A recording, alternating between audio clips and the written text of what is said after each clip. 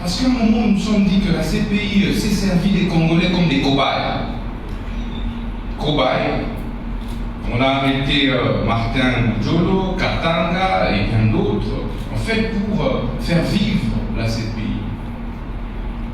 Mais tous les grands criminels qui pillent nos ressources, qui tuent nos populations, vaquent librement à leurs occupations. Bien au contraire, ils sont accueillis en roi dans certains pays occidentaux. Et ça, nous l'accepterons. Nous voulons d'une coopération gagnant-gagnant. Nous voudrions que la CPI nous rende la monnaie de notre pièce. Nous avons été le dernier pays signataire du statut de Rome ayant permis l'entrée en vigueur de ce statut. C'est grâce à la RDC que la Cour pénale internationale, en fait, a lancé ses activités à travers le monde. Et en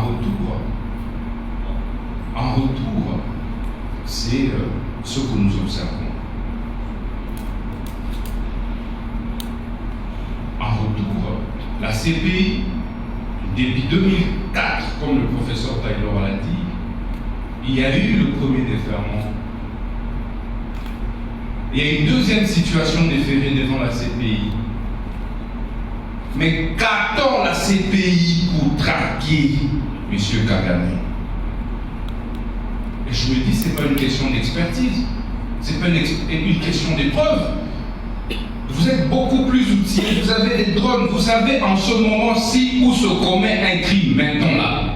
Vous êtes capable de pouvoir documenter une preuve. Plus que nous. Mais pour le Congo, vous dites que nous sommes en train de rassembler des preuves.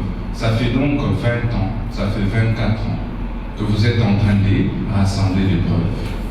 Ça fait 30 ans que vous êtes en train de rassembler des preuves. À quand la poursuite de M. Paul Kagame? Des intérêts. Donc si nous n'avons pas d'intérêt, si nous ne nous retrouvons pas dans les actions de la CPI, si nous considérons que la CPI est plutôt là pour caresser au sens du poil nos agresseurs, nos tueurs, nos pilleurs, eh bien, moi, ma proposition sera de nous retirer du statut de Rome et de nous assumer en tant que peuple. Un peuple autonome, déterminé, souverain et engagé.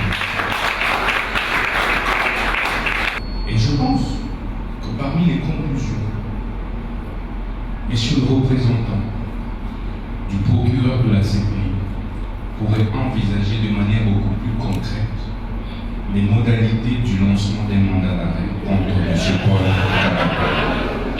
Cela dit, je déclare ouvert les travaux de ces journées de réflexion et d'échange, entre autres sur les poursuites, les modalités de poursuite de tous les criminels de guerre et tous les agresseurs de la République démocratique.